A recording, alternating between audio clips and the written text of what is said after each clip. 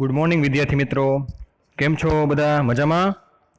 હું Bhavik Gajjar Gnanmandir modern school YouTube channel ઉપર આપ સર્વ વિદ્યાર્થી મિત્રોનું હૃદયથી હાર્દિક સ્વાગત કરું છું.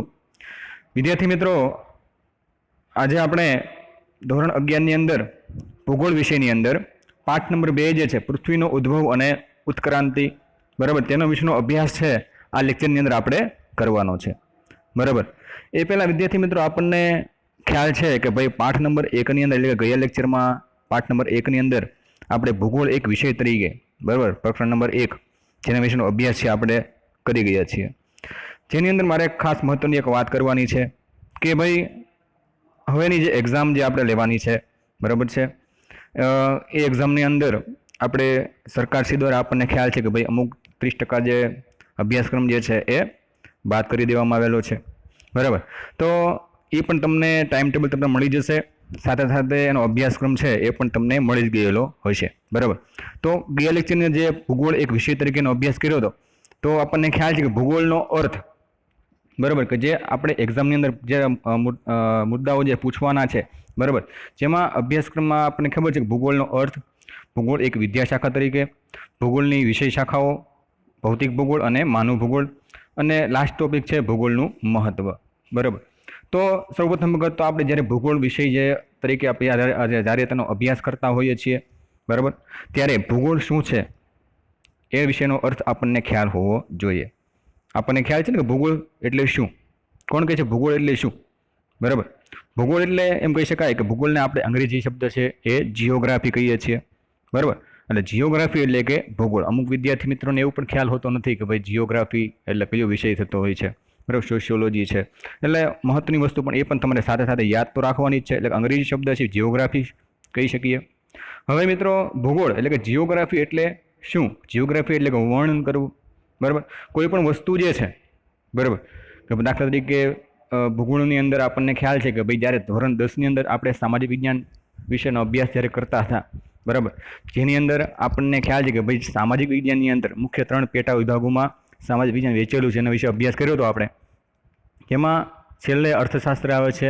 બરાબર, પ્રથમ જે છે એ અમુક જે વારસાના જે પાઠો આપણે ભણ્યા, અને વચ્ચે જે ભૂગોળના, બરાબર, કુદરતી સંસાધન છે, પછી ભારતનું ભૂપૃષ્ઠ છે, બરાબર, આ બધી વસ્તુઓ શું છે ભૂગોળની અંદરથી સમાવેશી થતો હોય. એટલે જિયોગ્રાફી એટલે કે ભૂગોળ.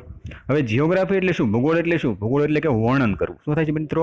ભૂગોળ એટલે કે વર્ણન કરવું. ભૂગોળનો શાબ્દિક અર્થ આપણે કહી શકીએ તો ભૂગોળ એટલે કે પૃથ્વીનું વર્ણન. બરાબર, આપણે સામાન્ય વ્યાખ્યા આપવી હોય તો આપી શકીએ કે ભાઈ ભૂગોળ એટલે કે પૃથ્વીનું જે આખું વર્ણન કરતું જે અભ્યાસ છે, શાસ્ત્ર જે છે, બરાબર, જેને આપણે શું કહી શકીએ મિત્રો? ભૂગોળ કહી શકશું. બરાબર છે. ત્યાર પછી આપણે ઘણા બધા વિષયોની વાત કરી હતી, બધાના ટોપિકની ચર્ચા પણ લાસ્ટ લેક્ચરની અંદર કરી ગયા છીએ. આપણે અભ્યાસક્રમ જે છે, બરાબર, એ જે બાકી છે એટલા માટે બહુ વધારે નહીં વાત કરું, આપણે લેક્ચરની અંદર જ જઈશું. પણ એ પહેલાં મેં તમને કીધું એમ કે ભૂગોળ જે છે અને અગાઉના ચેપ્ટરની જે ચર્ચાઓ જે છે આપણને યાદ હોવી જોઈએ. બરાબર, એકવાર મેં તમને કીધું એમ કે રિવિઝન છે સાથે સાથે તમારે કરતું જવાનું છે. વિદ્યાર્થી મિત્રો, અહીં જ્યારે હું પાઠ આપણે જ્યારે અભ્યાસ કરતા હોઈએ છીએ, વિડીયો લેક્ચર નિહાળતા હોઈએ છીએ, ત્યારે ખાસ તમારી પણ જે પાઠ્યપુસ્તક છે તમારે સાથે ખુલ્લું રાખવું, અને અમુક જે એવા ટોપિક લાગતા હોય, બરાબર, જેની નીચે અંડરલાઇન કરતી જવી જોઈએ. સાથે સાથે વિદ્યાર્થી મિત્રો, આપણે એક નોટબુકની અંદર અમુક જે ટોપિક, મહત્ત્વના ટોપિક જે આપણને લાગતા હોય, બરાબર, એ પણ આપણે સાથે સાથે લખતું જોવાનું છે. બરાબર, એટલે વિડીયો જોવો એટલે ખાલી જોવો એવું મહત્ત્વ નથી, પણ એની સાથે સાથે આપણે અમુક વસ્તુ છે નોટ ડાઉન કરતી જવી જોઈએ, અને સાથે સાથે લખતું પણ જવું જોઈએ, જેથી કરીને જ્યારે પણ આપણે એક્ઝામ દરમિયાન આપણે એમાંથી સરળતાપૂર્વક આપણે લખીને વાંચી પણ શકતા હોઈએ છીએ. બરાબર, ખ્યાલ આવ્યો? તો સ્ટુડન્ટ, હવે આપણે પાઠ નંબર 1 જે છે એનો અભ્યાસ તો કરી ચૂક્યા છીએ. એટલે પાઠ નંબર 2, બરાબર, જેનું પાઠોનું નામ છે પૃથ્વીનું ઉદ્ભવ અને ઉત્ક્રાંતિ. જેના વિશે તમને માહિતી આપી દઉં કે ભાઈ આપણે આ વિષયની જે પ્રકરણ જે છે, બરાબર, જેની અંદર 2 જે મુદ્દાઓ જે છે એની વાત છે આપણે કરવાની નથી. બરાબર, જેની અંદર 2 ટોપિક જે એવું લાગે તો તમારી નોટબુકમાં લખી નાખો કે ભાઈ પૃથ્વીના ઉદ્ભવની પૌરાણિક માન્યતાઓ, અને બીજો એક મુદ્દો જે છે એ પૃથ્વીના ઉદ્ભવ અંગેનો વિવિધ સિદ્ધાંતો. બરાબર, આ 2 ટોપિકની ચર્ચા આપણે કરવાની નથી. બરાબર, કેમ કે આપણે અભ્યાસક્રમમાં એ વસ્તુ નથી. પણ એવું નથી કે ભાઈ અભ્યાસક્રમમાં નથી જેનો અભ્યાસ આપણે કરવો નહીં. તમારે એક્ઝામ દરમિયાન આપણે આ પૂછવાનું નથી, એક્ઝામની અંદર પૂછવાનું નથી, પણ તમને જ્યારે આગળ જ્યારે અભ્યાસ માટે જશો, બરાબર, જ્યારે કોલેજ કરવા માટે પણ જશો, ત્યારે આ વસ્તુ પણ આપણે મહત્વની સમજી અને સાથે વાંચી તો નાખવાની જ છે. ખ્યાલ આવ્યો? બરાબર. એટલે વાંચવાનું છે એ ખૂબ જ જરૂરી છે. એટલે આ બંને ટોપિક આપણને કીધું છે કે અભ્યાસક્રમમાં નથી એટલે ન વાંચવા, બરાબર, ધ્યાન ન દેવું એવું નથી.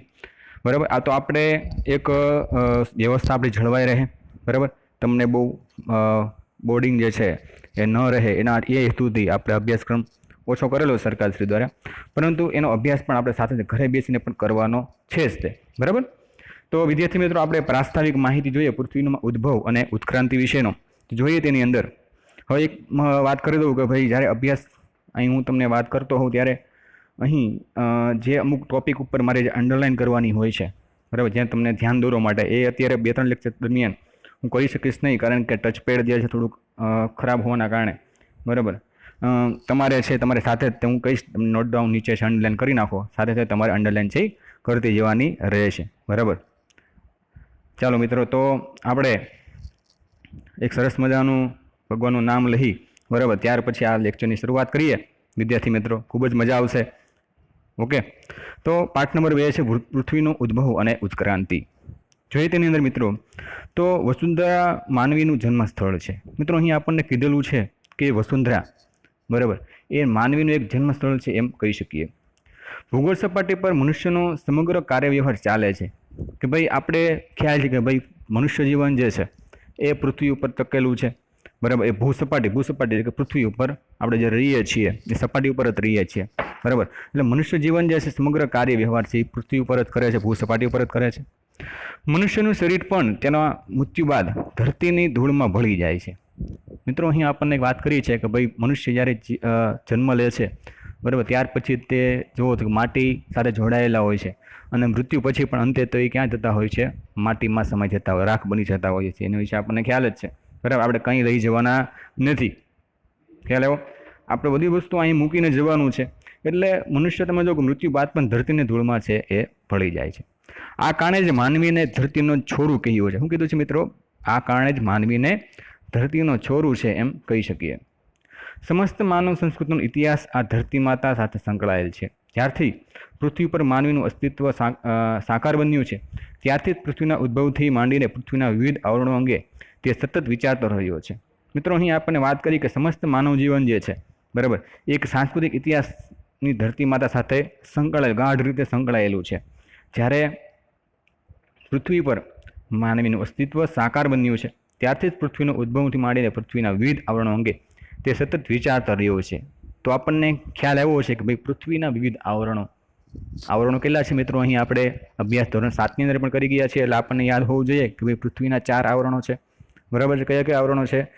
વાતાવરણ છે, જીવાવરણ છે, જલાવરણ છે અને મુદ્દાવરણ છે. ખ્યાલ આવ્યો? એટલે આ 4 આવરણો સાથે સાથે આપણે જીવીએ છીએ. વિજ્ઞાનની અનેક વિવિધ ક્ષેત્રે પ્રગતિ થઈ હોવા છતાં પૃથ્વીનો ઉદ્ભવ કઈ રીતે થયો?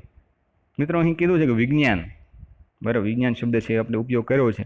તો વિજ્ઞાન આપણે અનેક ક્ષેત્રમાં આગળ પ્રગતિ છે, પ્રગતિ છે સાધી રહી છે. પણ પૃથ્વીનો ઉદ્ભવ કઈ રીતે થયો? પૃથ્વી કઈ રીતે બની, બરાબર, પૃથ્વીનું નિર્માણ કઈ રીતે થયું છે? એટલે પાઠનું નામ છે પૃથ્વીનો ઉદ્ભવ, બરાબર. તો પૃથ્વીનો ઉદ્ભવ છે એ કેવી રીતે થયો છે એ વિશેનો અભ્યાસ એ કરશું. એટલે આપણે પ્રશ્ન આપ્યો છે પૃથ્વીનો ઉદ્ભવ કેવી રીતે થયો. એ પ્રશ્ન આજે પણ એટલો જ વિવાદાત્મક રહ્યો છે. બ્રહ્માંડના રહસ્યો આજે પણ વણકલ્પ્યા છે. કેવા છે? બ્રહ્માંડના જે રહસ્યો જે છે, બરાબર, એ આજે કેવા છે? વણ ઉકેલ્યા. એટલે આપણે જેને ઉકેલી નથી શકતા. વણ ઉકેલ્યા એટલે શું? આપણે શબ્દ આપેલો છે કે વણ ઉકેલ્યા, બરાબર. અહીં આપણે શબ્દ જોઈ શકીએ છીએ તો વણ ઉકેલ્યા. વણ ઉકેલ્યા એટલે કે જેનું વર્ણન ન થઈ શકે, બરાબર, વર્ણનનો જો ઉકેલ ન આવી શકે એને એમ પણ કહી શકીએ, બરાબર. તો આપણે જોઈએ તો આપણે નાના હતા ત્યારથી જ આપણી જિજ્ઞાસા રહી છે કે આકાશમાં તારા શા માટે ચમકે છે. મિત્રો આપણે જ્યારે બાળપણ જીવન જે છે, બરાબર, જીવતા હતા ત્યારે આપણને ખ્યાલ છે કે ભાઈ આપણે આકાશમાં છીએ, તારાઓ જોતા હતા, બરાબર. અને આપણને એવો પણ એ વખતે વિચાર આવ્યો હશે કે ભાઈ આકાશમાં આ તારાઓ કઈ રીતે ચમકતા હશે, બરાબર.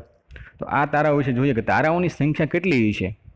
આપણે તારા જેટલા ગણ્યા ન ગણાય એટલા તારા, બરાબર, અગણ્ય તારા હશે. કેવા છે? અગણ્ય, કે એને ગણી નથી શકતા. એટલા તારાઓ છે એ આકાશની અંદર આપણને જોવા મળે છે.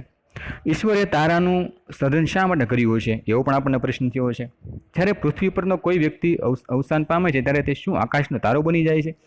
મિત્રો, અહીં એવી માન્યતાઓ પણ હતી અને આપણને બાળપણના અવસ્થાની અંદર આપણને એવું પણ હતું કે ભાઈ જ્યારે પૃથ્વી ઉપર જ્યારે કોઈ પણ વ્યક્તિ મૃત્યુ પામતો હોય છે, બરાબર, ત્યારે આકાશની અંદર તારો બની જાય. આપણે અમુક પિક્ચરો પણ જોતા હોઈએ છીએ. પિક્ચરોની અંદર પણ આવે કે ભાઈ અમે આકાશની અંદર છે, તારાઓની અંદર જે છે એક મૃત્યુ પ્રાંત ઈવડે તારાઓમાં સમાઈ જતા હોય છે, તારા બની જતા હોય છે, બરાબર. અવકાશમાં પૃથ્વી કોના પર ટકી રહી છે? અવકાશ ઉપર જે છે પૃથ્વી કઈ સંભવ છે? તેના પેટાળમાં શું છુપાયેલું હશે કે ધરતીની અંદર પણ શું હશે એ પણ આપણે વિચાર આવતા હોય છે. આપણે એક ગીત સાંભળતા આવ્યા છીએ કે ચલો દિલદાર ચલો ચાંદ કે પાર ચલો. મિત્રો, અહીં સરસ મજાની એક આપણને ગીત સાંભળવા મળ્યું છે, કીધું છે કે ચલો દિલદાર ચલો ચાંદ કે પાર ચલો. અહીં આપણને એમ કહી શકીએ કે ચલો દિલદાર ચલો, અને ચાંદની પર આપણે પાર જવાનું છે. તો શું આપણે અંતરિક્ષની પહેલે પાર જઈ શકશું? મિત્રો, આજના વર્તમાન સમયની અંદર પણ ઘણા બધા જે વૈજ્ઞાનિકો છે, બરાબર, કે જે બરાબર, તો અહીં આપણને કીધું કે ચલો દિલદાર ચલો ચાંદ કે પાર ચલો. શું આપણે અંતરિક્ષ પહેલા પાર જઈ શકશું? કે વર્તમાન સમયની મેં તમને કીધું એમ કે આપણે પૃથ્વી પર તમે જો મંગળ ઉપર જે છે વૈજ્ઞાનિક છે એ પહોંચી ચૂક્યો છે, અને પૃથ્વીની એવું માન્યતાઓ પણ જે છે કે ભાઈ મંગળ ઉપર આપણું જીવન છે હવે શક્ય બનશે, બરાબર. ઘણા બધા અત્યારે મંગળ ઉપર પણ પોતાની મિલકત છે રાખી લીધેલી છે એવું પણ કહેવામાં આવે છે, બરાબર. ટૂંક સમયમાં આપણે કીધું છે અંતરિક્ષને પહેલે પાર જવાનું પણ આપણને કીધેલું છે. આ બ્રહ્માંડમાં અન્યત્ર ક્યાંય જીવ સૃષ્ટિ હશે ખરી?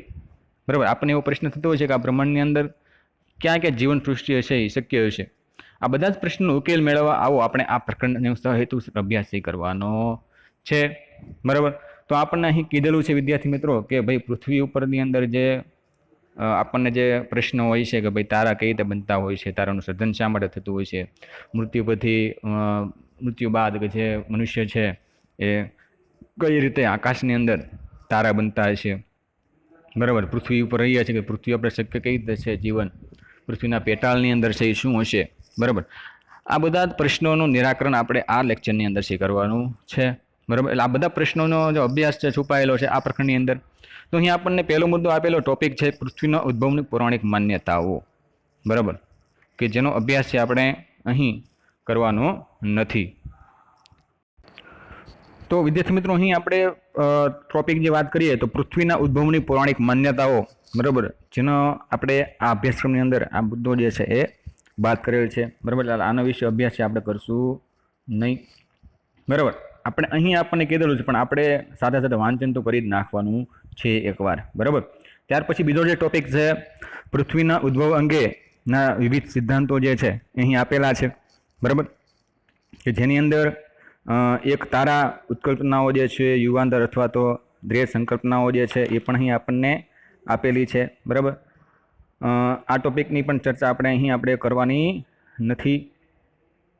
ત્યાર પછી અહીં આપણને આપેલું છે કે પૃથ્વીના ઉદ્ભવના જે આધુનિક સિદ્ધાંતો જે છે, બરાબર, જેના વિશેનો આપણે અહીં અભ્યાસ કરવાનો છે. આ ટોપિકની અંદર આપણે શરૂ કરીએ, બરાબર. પ્રાસ્તાવિક માહિતી મેળવી ચૂક્યા છીએ. ત્યાર પછી આગળ આપણે જો સરસનો ટોપિક જે આપેલો છે કે પૃથ્વીના ઉદ્ભવના આધુનિક સિદ્ધાંતો જે છે એ કયા કયા છે, બરાબર, જેના વિશેનો ખ્યાલ મેળવીએ તો અહીં કહી શકાય કે પૃથ્વીમાં ઉદ્ભવ સંબંધિત અનેક ઉત્કલ્પનાઓમાંથી બે વિચારધારાઓ વધુ પ્રમાણમાં સ્વીકારિત પામી છે, જે આધુનિક ગણવામાં આવે છે. જેમ કે નિહારિકા ઉત્કલ્પના અને ભરતી ઉત્કલ્પના, બરાબર. બે મહત્વની જે વાત કરીએ આધુનિક સમયની અંદર અહીં આપણને પૃથ્વીના ઉદ્ભવની સાથે સંકળાયેલી સંબંધિત અનેક ઉત્કલ્પનાઓ અનુસાર અહીં બે વિચારધારાઓ જે છે એ અહીં આપણને વર્ણન કરેલું છે, બરાબર. જેમાં પહેલું આપણે જોઈ શકીએ છીએ કે ભાઈ નિહારિકા ઉત્કલ્પના અને બીજું છે ભરતી ઉત્કલ્પના. આ બંને ઉત્કલ્પનાઓ વિશે આપણે વિસ્તૃત અભ્યાસ આપણે કરીશું, બરાબર. જોઈએ તેની પહેલું આપણને આપેલું છે કે નિહારિકા ઉત્કલ્પના, બરાબર.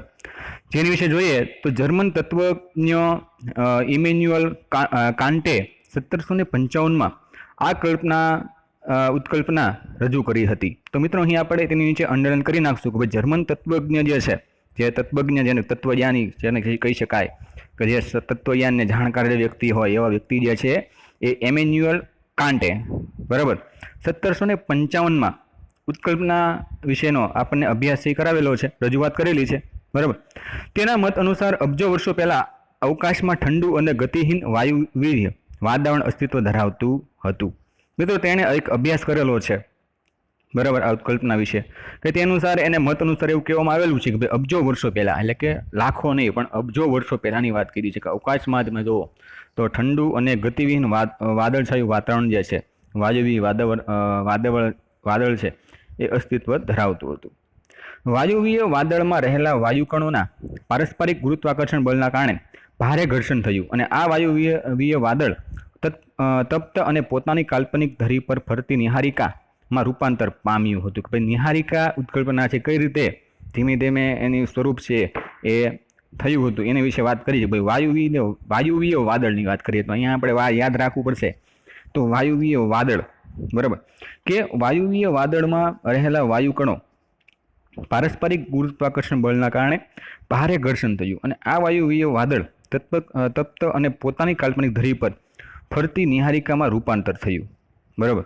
અંતરિક્ષમાં તારાઓના સમૂહ વચ્ચે શ્વેત અને શ્યામ જે વાયુવીય વાદળો દેખાય છે તેને શું કહેવામાં આવે છે? નિહારિકા કહેવામાં આવે છે. તો અહીં મિત્રો અહીં આપણે યાદ રાખશું કે ભાઈ નિહારિકા એટલે શું, બરાબર, નિહારિકા એટલે શું? તો એ નીચે તમારે અંડરલાઈન ખાસ કરી નાખવાની છે કે ભાઈ અંતરિક્ષમાં તારાઓના સમૂહ વચ્ચે શ્વેત અને શ્યામ જે વાયુવીય વાદળો દેખાય છે, બરાબર, જેને નિહારિકા કહેવામાં આવે છે. તો અહીં આપણે એક શબ્દ ખાસ યાદ રાખશું કે ભાઈ વાયુવીય વાદળો, બરાબર. આ વાયુવીય વાદળો જે આપણને બતાય, બરાબર, જેને આપણે શું કહીશું? નિહારિકા કહીશું, બરાબર. કાંટની આ વિચારધારામાં ફ્રેન્ચ ગણિતશાસ્ત્રી લાપ્લાસે 1796માં સુધારો કર્યો કે ભાઈ એને વિચારધારાને આધારે જે ફ્રેન્ચ ગણિતશાસ્ત્રી, બરાબર છે, આ ભાઈ તત્વજ્ઞાની હતા, પરંતુ એની સામે તમે જો ગણિતશાસ્ત્રી જે છે લાપ્લાસે, કે જેણે 1796માં સુધારો કર્યો, તેણે આરંભથી જ પરિક્રમણ કરતી ખૂબ જ તપ્ત નિહારિકાની કલ્પના રજૂ કરી.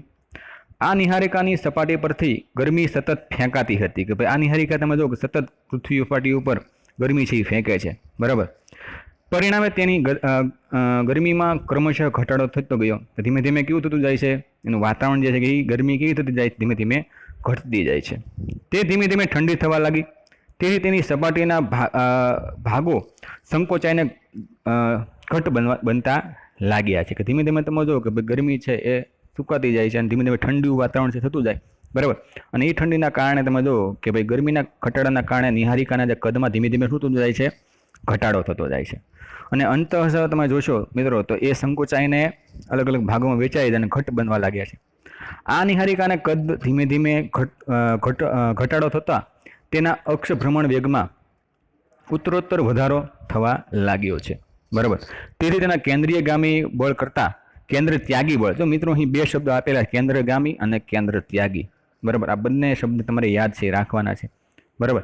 કેન્દ્રગામી જે છે બળ કરતાં કેન્દ્ર ત્યાગી બળ છે એ વધવા લાગ્યું.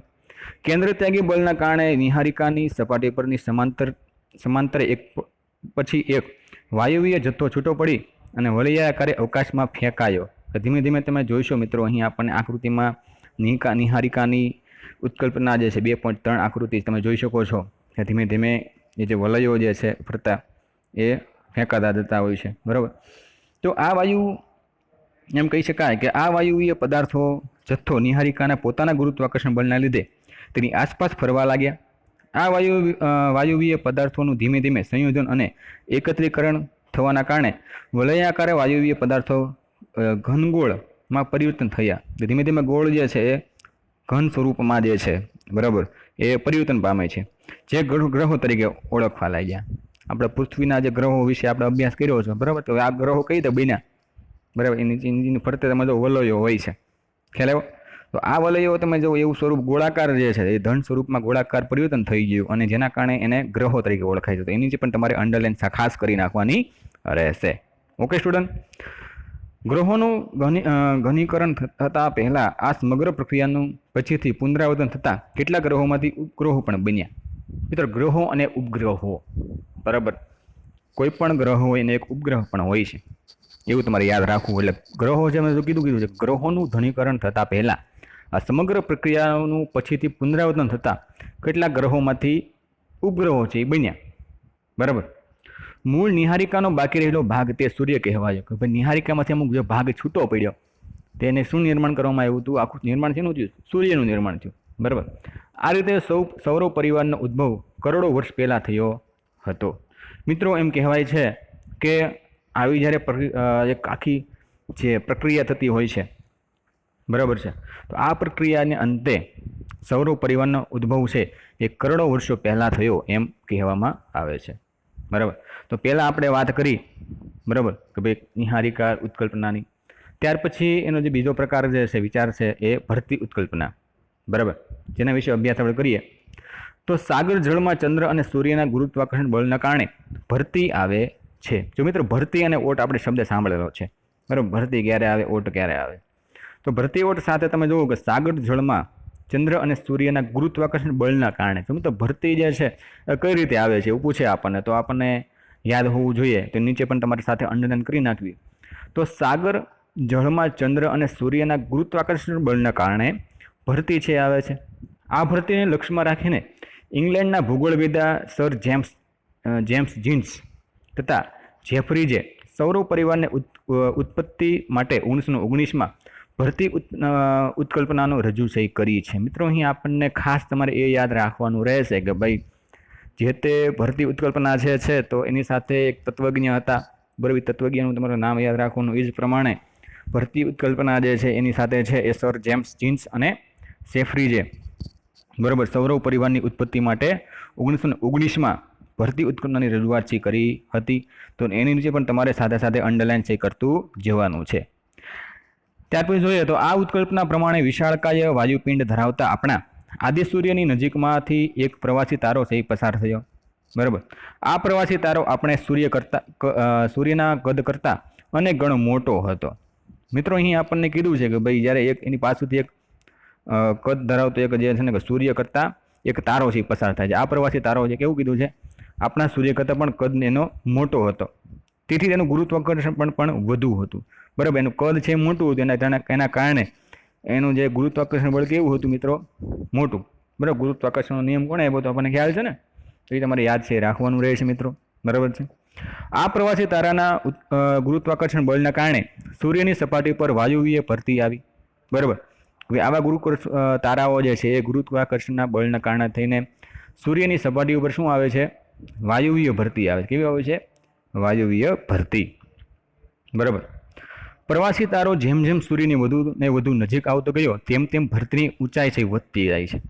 મિત્રો, અહીં આપણને વાત કરીએ છે કે જે પ્રવાસી તારો જે છે જેમ જેમ સૂર્યની પાસે આવે છે, અહીં આપણને બાજુમાં 2.4 ભરતી ઉત્કલ્પના જે છે એની સરસ મજાની આકૃતિ જે છે અહીં આપણને દર્શાવેલી છે, જે તમારે સાથે સાથે નિહાળતી જવી, જોતી જવી, જેથી કરીને આપણને ખ્યાલ છે આવતો રહેશે, બરાબર છે.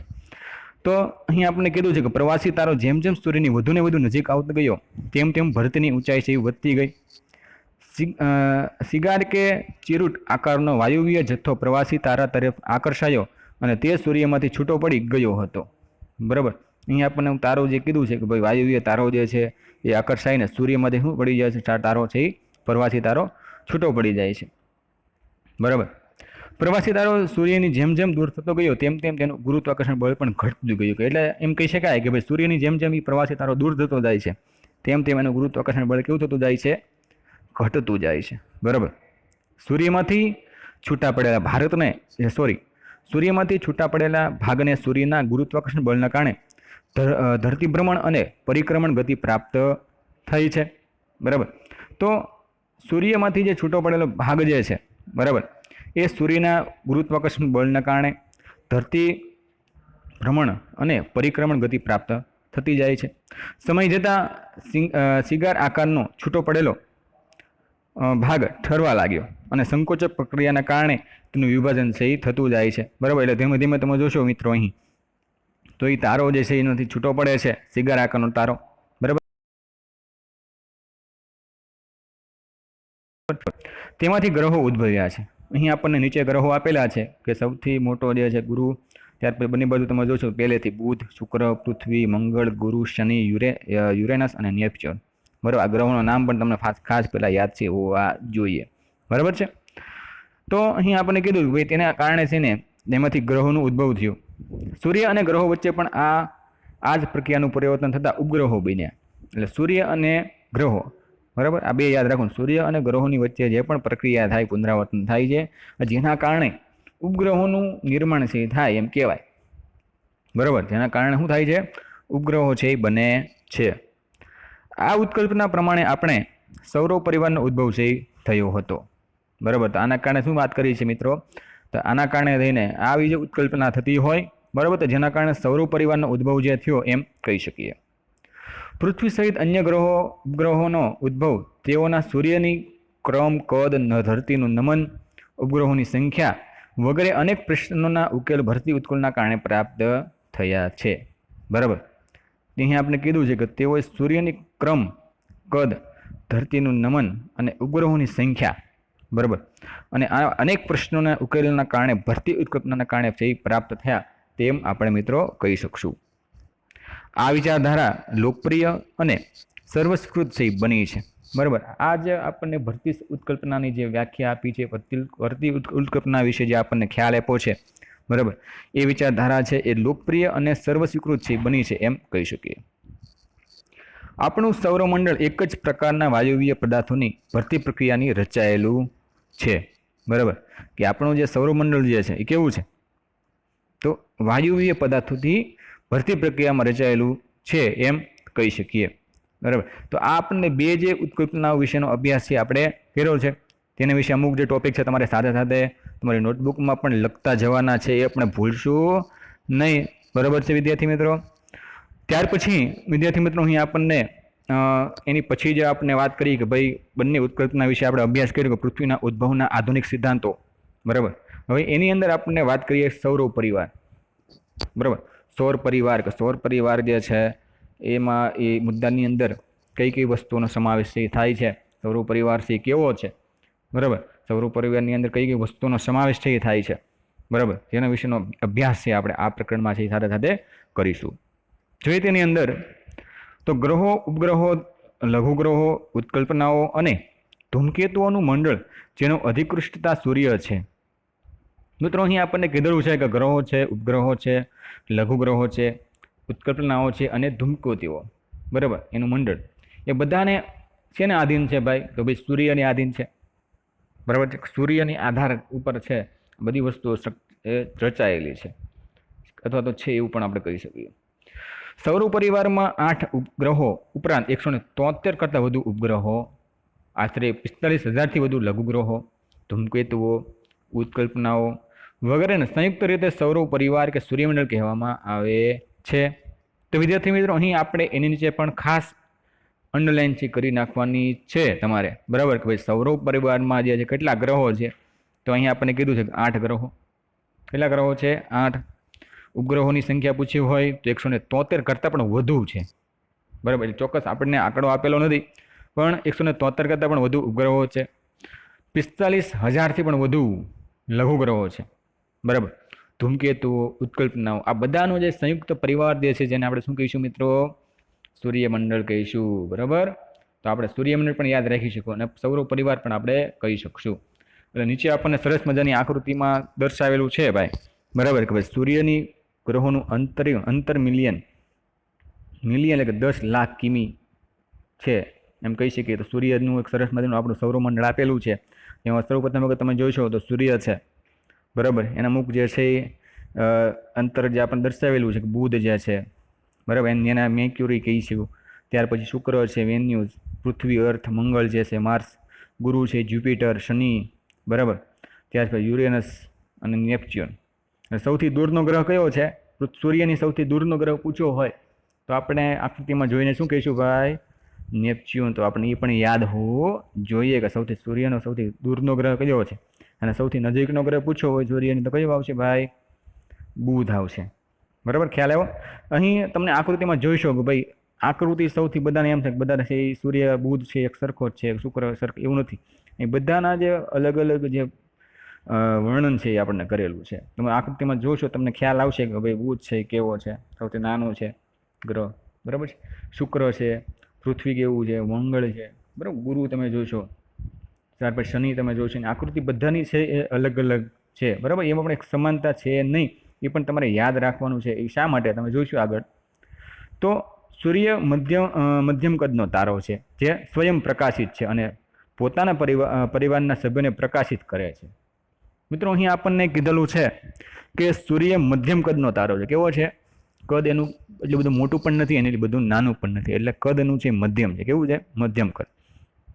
અને પોતે જ પ્રકાશ આપે છે, સ્વયં પ્રકાશિત છે, બરાબર. પોતે પોતાની રીતે જ પ્રકાશ છે એ આપતો હોય છે. તો પોતાના પરિવારના સભ્યોને પણ પોતે પ્રકાશિત કરે છે, બરાબર. પોતે તો સૂર્ય જે પ્રકાશ બીજાને આપે છે, બીજાને જેટલા ગ્રહો જે છે એના એ બધાને સૂર્ય જે છે એ પ્રકાશ આપે છે. સૂર્યનો વ્યાસ તો 13,92,000 કિમી છે. તો મિત્રો અહીં આપણે યાદ રાખશું, નીચે અંડરલાઈન કરશું કે ભાઈ સૂર્યનો વ્યાસ કેટલો પૂછ્યો હોય તો આપણને યાદ હોવો જોઈએ તો 13,92,000 કિમી છે, જે પૃથ્વીના વ્યાસ કરતાં આશરે 109 ગણો વધુ છે, બરાબર. એટલે પૃથ્વી કરતાં પણ તમે સૂર્યનું જે વ્યાસ છે કેવું છે? વધુ. આપણને પ્રશ્ન પૂછે કે ભાઈ સૂર્યનું વ્યાસ છે એ પૃથ્વી કરતાં કેવું છે, બરાબર. તેમ કહી શકે કે પૃથ્વીનું વ્યાસ કરતાં છે વધુ છે, 109 ગણું વધુ છે. કેટલું છે? 109 ગણું વધુ. તેનું ગુરુત્વાકર્ષણ બળ પૃથ્વીના ગુરુત્વાકર્ષણ બળ કરતાં 28 ગણું વધારે છે. તે ખૂબ જ ગરમ વાયુપિંડ છે, બરાબર. સૂર્ય કેવું છે? પૃથ્વી કરતાં પણ સૌથી વધારે જે ગરમ હોય તો સૂર્ય છે કે વાયુપિંડને કહીશું, કીધું છે, બરાબર. તેની સપાટીનું તાપમાન આશરે 6000 સેલ્સિયસ અને તેનું કેન્દ્રનું તાપમાન આશરે 1.5 કરોડ ડિગ્રી સેલ્સિયસ છે, બરાબર. તો અહીં આપણને સરસ મને વાત કરી છે કે ભાઈ સપાટીનું તાપમાન કેટલું છે સૂર્યનું? તો 6000 સેલ્સિયસ, બરાબર. અને તેનું કેન્દ્રનું તાપમાન આશરે 1.5 કરોડ ડિગ્રી સેલ્સિયસ છે, એટલે ખૂબ જ વધારે તાપમાન પણ છે. એટલા માટે તેને કીધું ગરમ વાયુપિંડ, ખૂબ જ ગરમ વાયુપિંડ છે, બરાબર. તો પૃથ્વીના કેન્દ્ર ભાગમાં જે દબાણ અને ગરમી છે તેનાથી અનેક ગણું દબાણ અને ગરમી સૂર્યના કેન્દ્રમાં છે.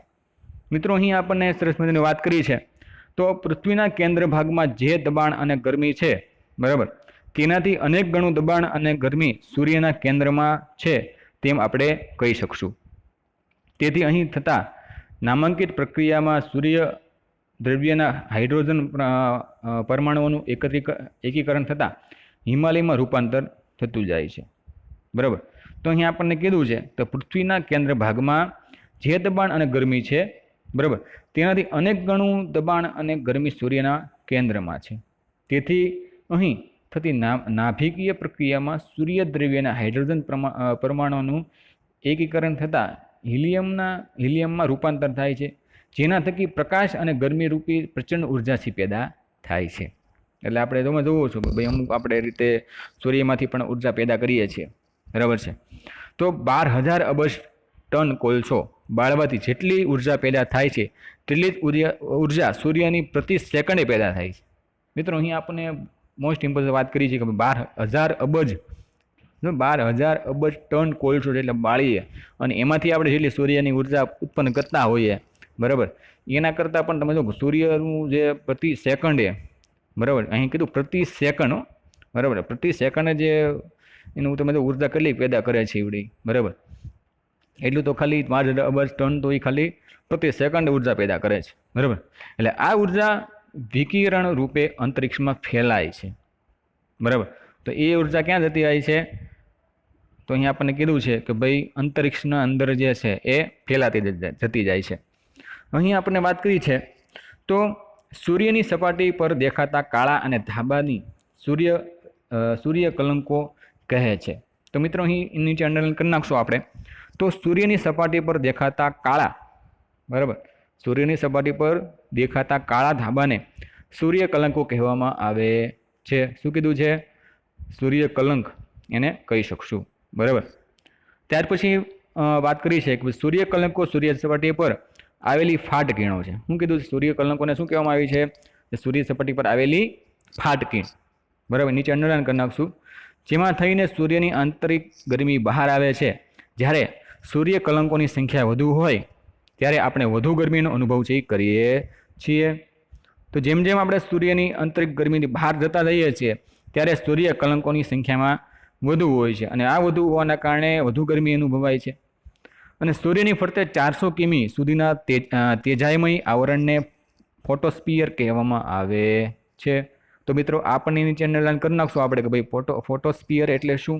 તો ભાઈ સૂર્ય ફરતે 400 કિમી સુધીનું તેજોય આવરણને આપણે શું કહીએ છીએ? ફોટોસ્ફિયર. બરાબર. તો નીચે તમારે નોટબુકની અંદર નોટ ડાઉન પણ કરી નાખું સાથે સાથે. ત્યાર પછી જોઈએ કે હાલમાં સૂર્ય તેની પૂર્ણ વિકસિત અવસ્થામાં છે એવું અનુમાન છે કે સૂર્ય બીજા લગભગ 5 અબજ વર્ષો પછી જ નષ્ટ થશે. તો મિત્રો અહીં આપણને પ્રશ્ન પણ થતો હોય કે સૂર્ય ક્યારે છે એ સૂર્ય નષ્ટ થશે. તો અહીં આપણને કીધું છે, એવું અનુમાન આપણને આપેલું છે કે સૂર્ય બીજા લગભગ 5 અબજ વર્ષો પછી આ સૂર્ય જે છે એનો નષ્ટ છે એ થશે. બરાબર. તો સૂર્ય આપણો મુખ્ય ઉર્જા સ્ત્રોત છે. શું કીધું છે? સૂર્ય આપણો મુખ્ય ઉર્જા સ્ત્રોત છે એમ કહી શકીએ. તો આપણને પ્રશ્ન પૂછાય કે ભાઈ આપણો મુખ્ય ઉર્જા સ્ત્રોત છે એ કયો છે? કયો છે ઉર્જા સ્ત્રોત? કે ભાઈ સૂર્ય. એ ખાસ તમારે યાદ રાખવું. સૂર્ય પૃથ્વીની જરૂરી ઉર્જા પૂરી પાડે છે. બરાબર. સજીવ સૃષ્ટિના ઉદ્ભવ અને ઉત્ક્રાંતિ માટે આ ખૂબ જ જરૂરી છે. તો મિત્રો અહીં આપણને કીધું કે જીવન સૃષ્ટિના ઉદ્ભવ અને ઉત્ક્રાંતિ માટે આપણે સૂર્ય છે એ ઉર્જાને ખૂબ જ ઉપયોગી છે એમ કહી શકીએ. ત્યાર પછી આપણને કીધું છે કે ભાઈ વિશિષ્ટ આકાર અને દેખાવવાળા તથા લંબવૃત્તીય કક્ષામાં સૂર્યની આસપાસ ફરતા આકાશીય પદાર્થને ધૂમકેતુઓ કહેવામાં આવે છે. તો મિત્રો સરસ મજાની વાત કરી. ધૂમકેતુ કોને કહીશું? વ્યાખ્યા આપણને પૂછાય. બરાબર. તો એની પણ તમારે સાથે સાથે અંડરલાઈન કરતી જવાની કે ભાઈ વિશિષ્ટ આકાર અને દેખાવવાળા તથા લંબવૃત્તીય કક્ષામાં સૂર્યની આસપાસ ફરતા આકાશીય પદાર્થને શું કીધું છે? આકાશીય જે પદાર્થ છે જેને આપણે ધૂમકેતુ કહેવામાં આવે છે. બરાબર. પૃથ્વી પરથી જોતા ધૂમકેતુ પ્રકાશિત પુચ્છ ભાગ ધરાવતો હોવાથી તેને પૂંછડીયો તારા પણ તરીકે ઓળખવામાં આવે છે. તો આ ધૂમકેતુ તારાને આપણે એમ કહેવાય કે આવ્યા પ્રકાશિત પુચ્છ ભાગ ધરાવતો હોવાને કારણે તેને આપણે શું કહીએ છીએ? પૂંછડીયો તારો. બરાબર. કે પૂંછડી પાછળ હોય. અમુક તારાની પાસે તમે જોશો કે ભાઈ આખી આમ જતો હોય ત્યારે પાછળ જે છે આ સરસ મજાનું પૂંછ જેવું લાગતું હોય. એટલે આવા ભાગ જે ધરાવતો હોય એને શું કહીએ છીએ? પૂંછડીયો તારો કહીએ. હેલીનું ધૂમકેતુ સૌથી વધુ જાણીતું ધૂમકેતુ છે. બરાબર. હેલી. આ ખાસ તમારે યાદ રાખવું. ભાઈ હેલીનું ધૂમકેતુ છે એ સૌથી વધુ જાણીતું ધૂમકેતુ માનવામાં આવે છે. તે છેલ્લે 1996માં દેખાયો છે, જે હવે 2062માં પુનઃ દેખાશે એવી માન્યતા છે. કે હવે ધૂમકેતુ છે એ ક્યારે બતાશે ભાઈ? 2062માં. બરાબર.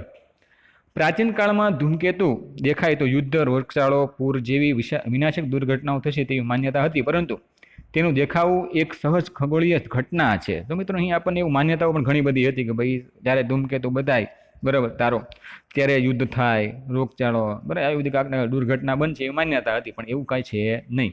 આ એક પૃથ્વીની ખગોળીય જે ઘટના છે એવું કહી શકાય. રાત્રે જોવા મળતા ખરતા તારા કે ઉત્કલ્પનાઓ પણ સૌરપર્યનો સભ્ય છે. મિત્રો અહીંયા અમુક વાર આપણે બહાર સૂતા હોઈએ અથવા તો બહાર જ્યારે નીકળતા હોઈએ છીએ ત્યારે આપણને ખ્યાલ છે કે ભાઈ ઉપરથી જે છે એ તારો ખરતો હોય, એવો ખરતો તારો બધા તરત આપણે જે જોતા હોઈએ છીએ એ પણ એક ઉત્કલ્પનાઓ છે. બરાબર. સૌર પરિવારનો એક ભાગ છે. અંધારી રાત્રે સ્વચ્છ આકાશમાં જોતા ઉત્તરથી દક્ષિણ સુધી ફેલાયેલા લાંબા દૂધિયા રંગનો એક પટ્ટો આકાશમાં દેખાય છે, જેને આકાશગંગા તરીકે ઓળખવામાં આવે છે. તો નીચે સાથે અંડરલાઈન કરી નાખશું મિત્રો. તો ભાઈ અંધારી રાત્રે સ્વચ્છ આકાશમાં જોતા ઉત્તરથી દક્ષિણ સુધી ફેલાયેલો લાંબા દૂધિયા રંગનો એક પટ્ટો અવકાશમાં દેખાય છે. તેને આપણે શું કહીશું? આકાશગંગા કહેવામાં આવે છે. બરાબર છે.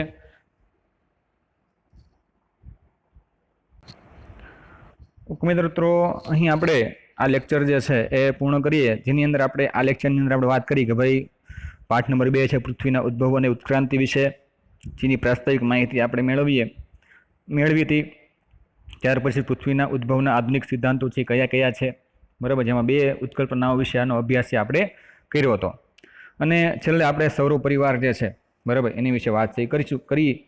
તો હવેના લેક્ચરની અંદર આપણે અને નેક્સ્ટ લેક્ચરની અંદર પાછા આપણે સૌ મિત્રો છે એ ભેગા થશું. બરાબર.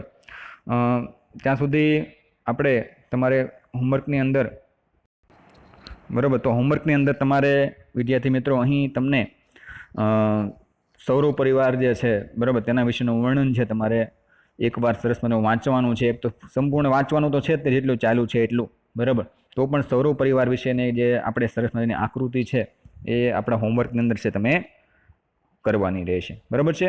તો હવે નેક્સ્ટ વિડીયોની અંદર આપણે આગળના જે ટોપિક બાકી રહ્યા છે બરાબર તેનો અભ્યાસ છે આપણે કરશું. ત્યાં સુધી ઘરે રહો અને સુરક્ષિત રહો. Okay student, bye student.